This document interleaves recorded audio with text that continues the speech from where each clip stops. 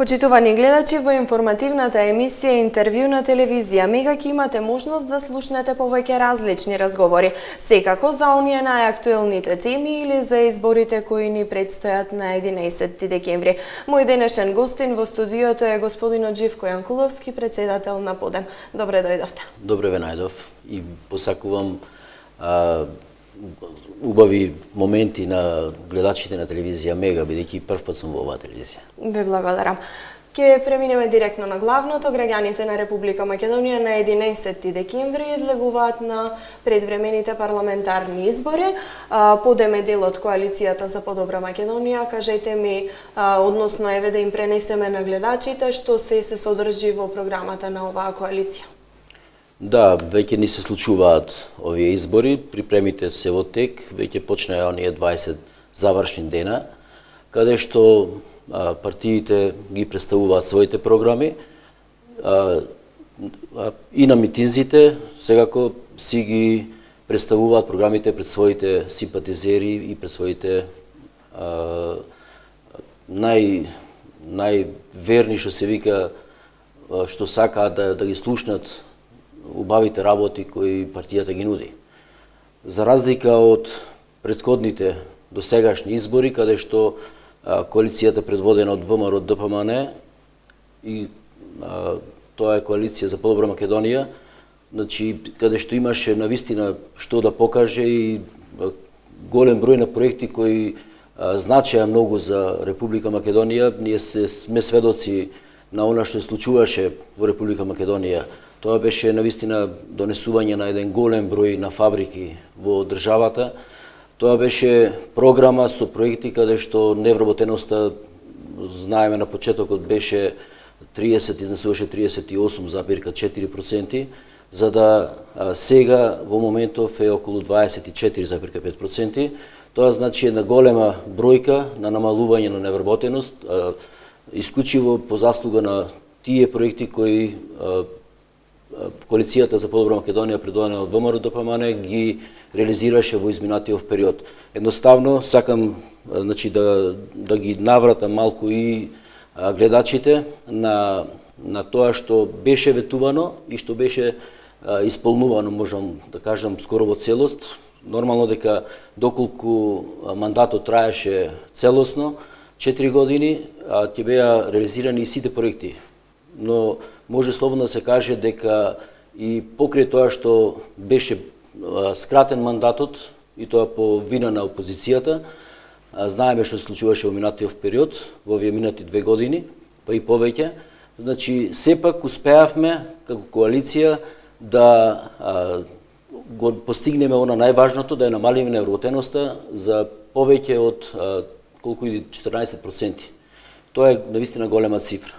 Што се однесува до новата програма на коалицијата за подобра Македонија, предводена од ВМРО ДПМН, значи ова е една од најобимните, најголемите програми содржани со голем број на проекти.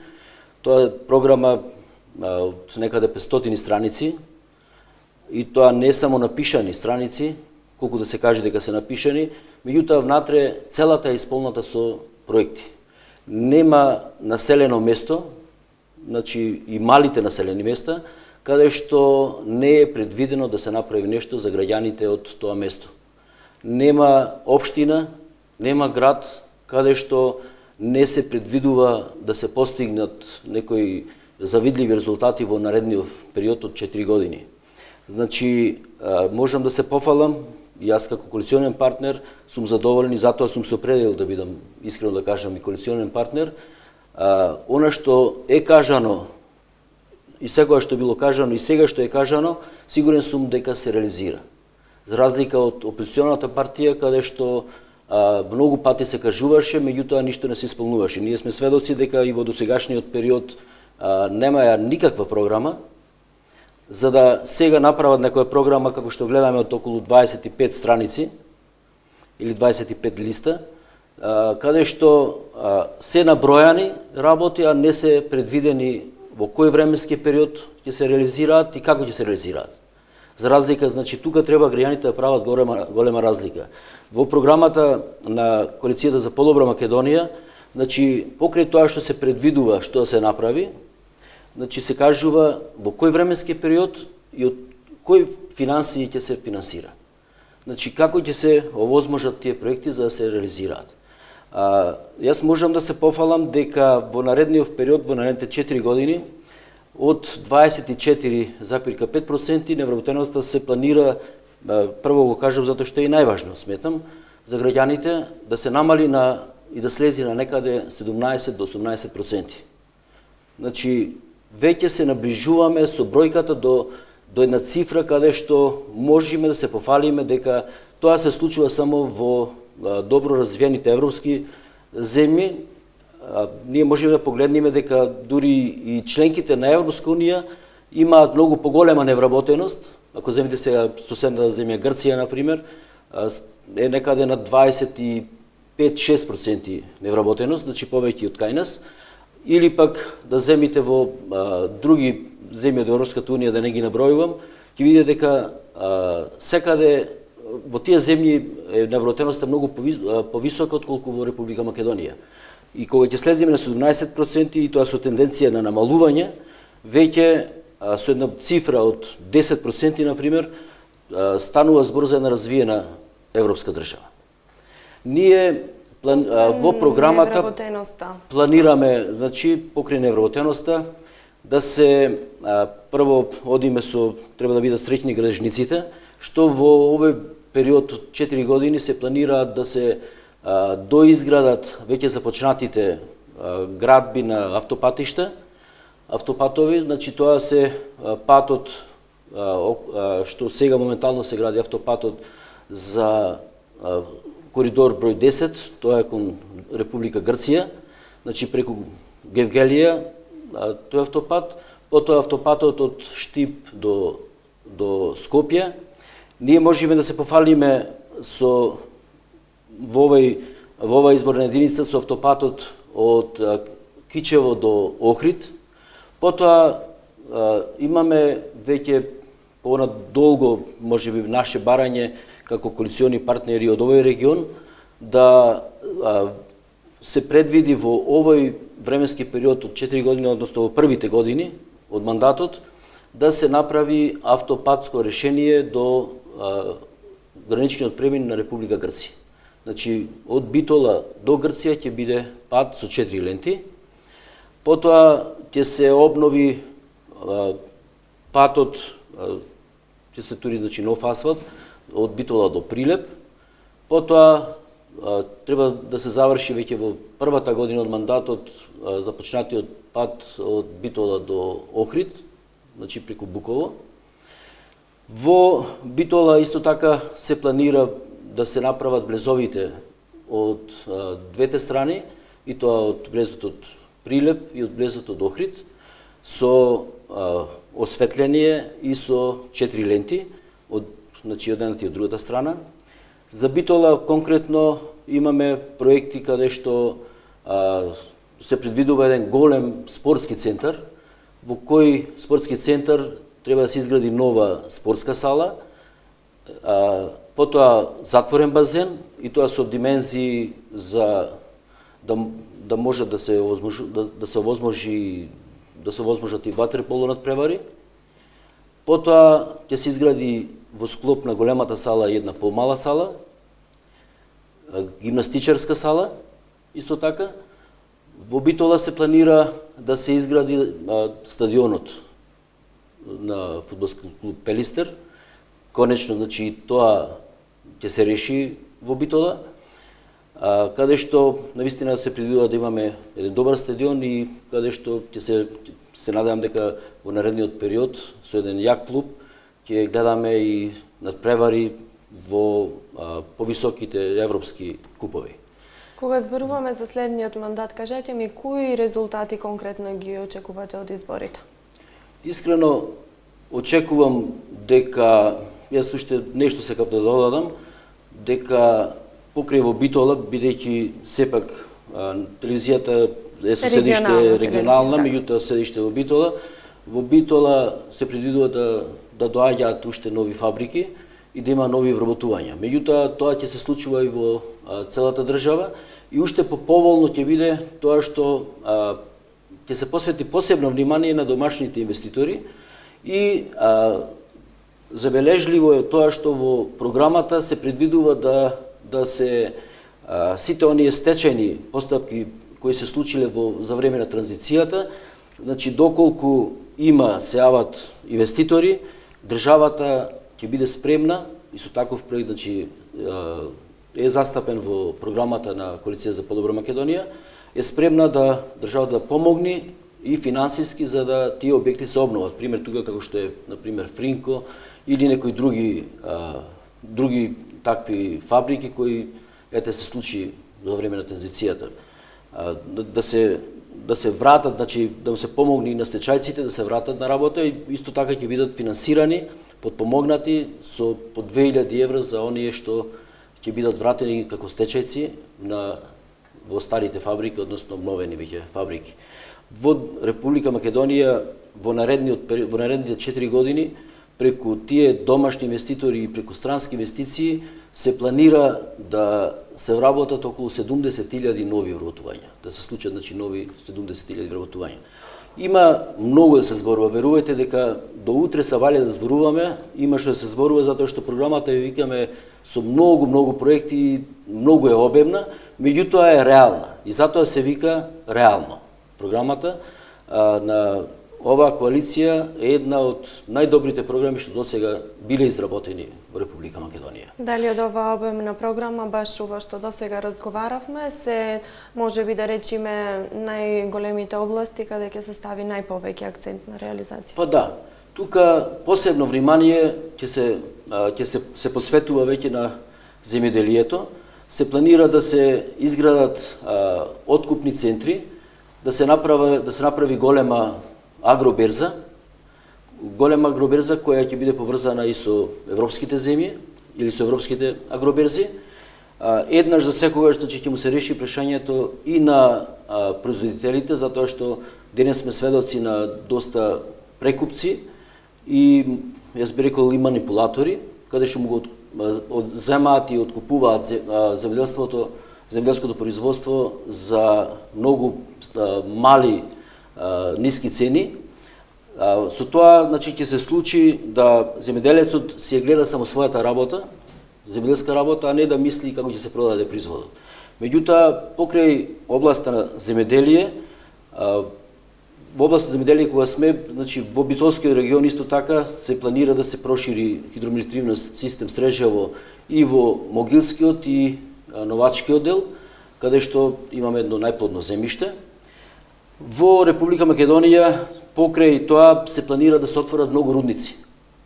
Значи во овој период од 4 години се планира да се отворат нови 5 до 6 рудници, повеќе да се во источниот регион, но тоа значи дека се предвидува и голем развој на државата, со тоа и голем број на вработувања и во тие рудници.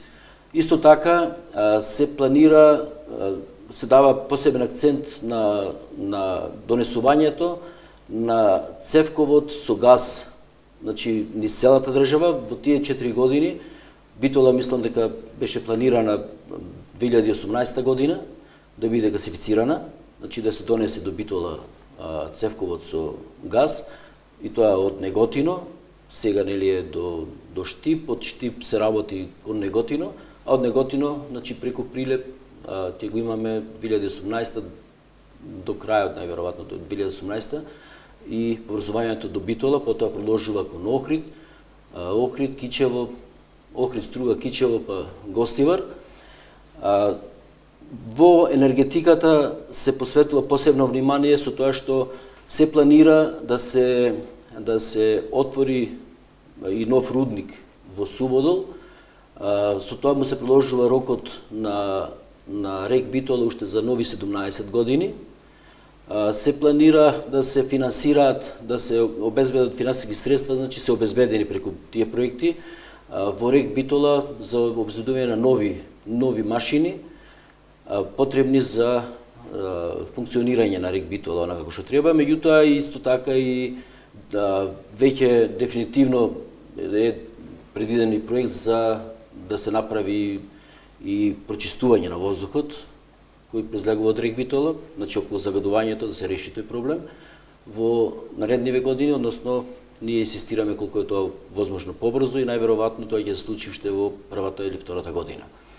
Во државата исто така, значи покрај тие сите поврзувања се смета дека сите потенцијали и преку тие проекти сите потенцијали на Република Македонија ќе дојдат до израз, така што навистина Република Македонија после 4 години мислам дека ќе добие еден нов лик. Викам, не знам колку имаме време, имаме многу проекти што може да се кажат, меѓутоа тие се реални проекти. Значи граѓаните треба да сватат дека тука станува збор само за реални проекти. Реално е она што кажувате и што се земате за обврска, дека ќе се направи до тој датум. Значи пазете, не само годината и месецот, него и датумот е предвиден до кога ќе се реализираат тие проекти. Од друга страна, многу е битно да се кажува од кои финансиски средства.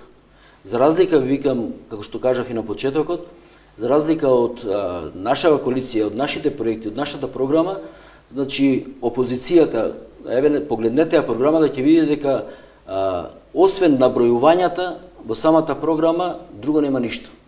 Многу е лесно да кажете дека ние ќе направиме ова, она, а не кажувате од каде, со што и кога ќе го направите тоа. Значи многу е лесно.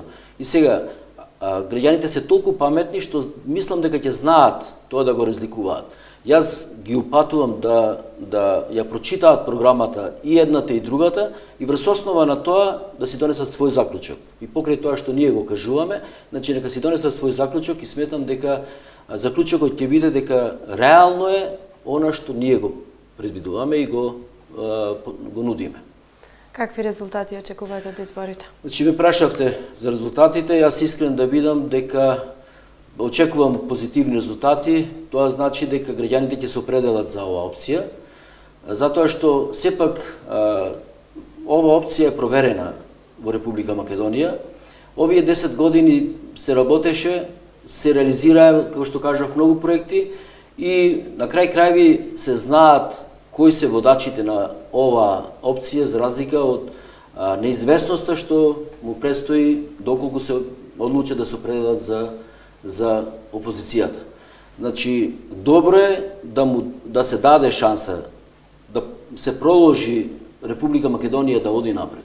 Затоа што никој не може да каже дека Република Македонија не е помрдната од местото. Значи, многу е напред отидена, како што набројував претходно и во однос на вработувањето, меѓутоа и во однос на многу други сегменти кои се битни за Република Македонија. Замислете вас да ви се случи, например, во наредниот период, ако например, ако дојди опозицијата на власт и она што го најавува, да се случи, например, да имате двојазичност во цела Република Македонија. Дали е возможно тоа? Значи, јас се убедувам дека и да го посакува тоа, а го посакува очигледно, значи народот, граѓаните нема да го дозволат тоа. Нема да дозволат повеќе ниту двојазичност, нема да дозволат повеќе ниту отворање на рамковниот договор. Затоа што рамковниот договор беше договорен и реализиран. Скоро, можеби некои ситни работи не се дореализирани, меѓутоа и тие ќе се реализираа ако овој мандат траеше 4 години. Значи, пак опозицијата е виновна. Немаме ништо против народностите или против албанците, како коалиција за подобра Македонија. Напротив, ги почитуваме. Верувајте, јас многу ги почитувам, имам многу пријатели. Меѓутоа, сакам да им порачам, нека обрнат поголемо внимание дека нешто, ако некој нуди што е невозможно, значи тој ги лаже. Значи, тука треба да обрнат внимание, лесно е да каже некој дека ќе ви дадеме ова или она, колку да ги добие изборите, а од друга страна, нека размислат, ќе видат дека навистина тоа не им е потребно прво, а од друга страна ќе видат дека е невозможно и дека ги лажи со тоа. Значи, не само што го лажи македонскиот народ, туку го лажи и албанскиот народ. Од тие причини сметам дека и очекувам коалицијата, она што го најавува и председателот на ВМРО ДПМН, или водичот на оваа коалиција, значи добивањето на 63 пратеници треба да биде реалност. Јас кажувам не 63, него 62, меѓутоа мислам дека навистина народот ќе не изненади позитивно. Ќе добиеме многу повеќе пратеници. Битно е да на крајот ова владеачка гарнитура продолжи со работа, им се даде можност и шанса. Доколку навистина овие проекти не ги реализира во наредните 4 години, тогаш веќе народот нека се одлучи онака како што мисли. Меѓутоа, мислам дека досега се реализирало како што беше предвидено и сметам дека и оваа програма ќе биде реална програма и ќе биде реализирана. Сметате ли дека изборите ќе бидат фер и демократски? Искрен да бидам, очекувам да бидат фер и демократски, затоа што веќе се што се побаруваше од страна на опозицијата, све е направено. Или поточно да кажам дека се побаруваше што нешто беше невозможно да се направи. Например, ако се навратиме на избирачкиот список, видовте и самите, видоа и граѓаните на Република Македонија дека скоро ништо не се смени во избирачкиот список. Значи се одложуваат толку пати изборите заради тој избирачки список, а на крајот се констатира дека навистина избирачкиот список бил добар. Затоа што ништо не се смени. Штом не менивте ништо, значи тоа е добар. Од друга страна се воведува можеби поголема евиденција околу граѓаните кои живеат во странство, значи за граѓаните од диаспората, со тоа што треба да се легитимираат или таму или тука. Ако досега, тоа го кажуваше опозицијата дека може да гласаат на двете места, значи сега ќе се води добра евиденција и не може тоа да го прават. Сметам дека се она што се имаше за забелешка, па и по однос на медиумите, веќе е регулирано. Дури сега превладува мислењето дека токму опозицијата владае со медиумите. Затоа што македонска телевизија има опозицијата. Македонска телевизија на сите граѓани на Република Македонија, не е таа приватна телевизија. А приватните телевизии на крај крајот тие освен оние правила кои треба да ги почитуваат, кои се зацртани во закон, значи тие се приватни телевизии, тие може да се определуваат. Тоа ние бевме сведоци сега и во Америка, например, што се случуваше со кампањата на Трамп и на Клинтон. Имаше тие водечки телевизии беа определени за Клинтон. Сметам дека ќе нема причини опозицијата, бидејќи ќе ги изгуби овие избори, ќе нема причини да се жали на било што. Доколку бидат некоректни, и јас очекувам дека ќе честитаат веќе наредниот ден или уште вечерта на победата на коалицијата за подобра Македонија, доколку тоа не го направат, навистина нема да бидат коректни и сигурен сум дека нема да бидат повеќе прифатени ни од никој граѓанин на Република Македонија. Сметам дека коректно е да се остават граѓаните без тие манипулации што и досега се правеа, да го живеат својот живот демократски во оваа држава. Сметам дека ова владеачка гарнитура со добивањето на новиот мандат, дека и некои слабости што ги имаше, секоја партија има слабости, секој човек има своји слабости, мора тоа да се признае, меѓутоа кога ќе признаете, знаете, му се простува на човек. Значи, ако имаше такви слабости, сметам дека граѓаните ќе му ги опростат, затоа што понатаму и тие слабости ќе бидат отстранети. И ќе работи уште подобро, со едно големо искуство, со една добра соработка, со донесување на многу фабрики во Република Македонија, со еден добар развој на државата, и оваа држава треба да стане една од почитуваните држави, не само во регионот, него и во Европа, па и во светот.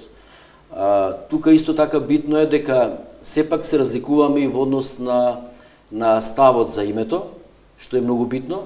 Значи, ние како коалиција остануваме на тоа дека името не сме да се менува, за разлика од опозицијата, каде што јас сум убеден, верувајте, сум убеден дека уште наредниот ден веќе ќе пристапат кон тие процедури за менување на името. Веќе од наредниот период мислам дека ќе се свиткаме кичмата. Значи затоа тоа не сме да се случи Граѓаните тоа мислам дека знаат да го препознаат и не смеат да го дозволат.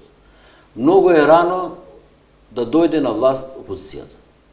Треба да се остави оваа владачка гарнитура, да продолжи со работа, секако со еден изменет состав во владата, очекувам тоа, и со способни луѓе да продолжат да се работат својата работа и тоа за доброто на граѓаните на Република Македонија и ништо повеќе.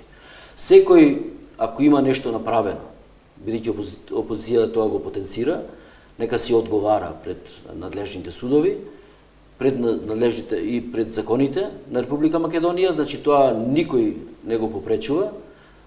А од друга страна, битно е да гаранцијата биде врз основа на програмата која се нуди во овој момент од партиите, а во случајов, значи, по добрата програма на Коалицијата за подобра Македонија. Пред самиот крај на нашиот денешен разговор, кажете ми, сметате ли дека изборите ќе решат политичката криза и колку време после изборите ќе и треба на Република Македонија да застане на здрави нозе во однос на политика и економија? Сметам дека и сигурен сум дека ќе се реши кризата, затоа што ќе нема веќе никаква подлога понатаму за изнаоѓање причини за повторно да се прават такви штрајкови, да се прават така наречени шарени револуции, да се бојадисува државата и слично. Ќе нема причина затоа што, како што кажав, се што се побаруваше сега веќе е регулирано и се излегува пред граѓаните на Република Македонија и нормално е да секој свесен човек, па и водачите на позицијата и опозицијата сватат дека доколку тој победи, тој што ќе победи, другиот треба да пружи рака и дека треба да го остават народот на мира и понатаму државата да ја водат кон подобри денови, кон развој, кон приклучување кон нашите соседи, кон Европската унија, кон светот, да го отвори патот на Република Македонија за понатаму. Мислам дека после овие избори дека многу брзо ќе почне да се реализира се тоа, макар што имаме големи последици од овие 2 години ова што ни се случуваше. Меѓутоа, сепак светот добро не познава и ќе почитува понатаму оној што ќе победи дека треба и да владае во оваа држава. Јас се надевам и посакувам тоа да бидат навистина демократски изборите. Тоа е најважно во овој момент, да бидат демократски и да бидат признаени од двете страни. Значи, нормално дека признаени треба да бидат од опозицијата, меѓутоа, бидејќи победничката гарнитура ги добива изборите, треба пак да ги почитува, да го почитува она што го кажала преку својата програма. Значи, во тој однос, кажувам, и да бидат признаени. А опозицијата со пружање на рака, мислам дека во државата ќе се воведе една голема демократија и сепак државата ќе тргне напред. Јас тука ќе ви се заблагодарам за ова гостување во телевизија Мега. Благодарувам и на вас. Почитувани гледачи, тоа беше разговорот со господинот Живко Јанкуловски, председател на ПОДЕМ, кој на овие предстојни парламентарни избори е дел од Коалицијата за подобра Македонија. Ви благодарам за вашето внимание. Пријатно.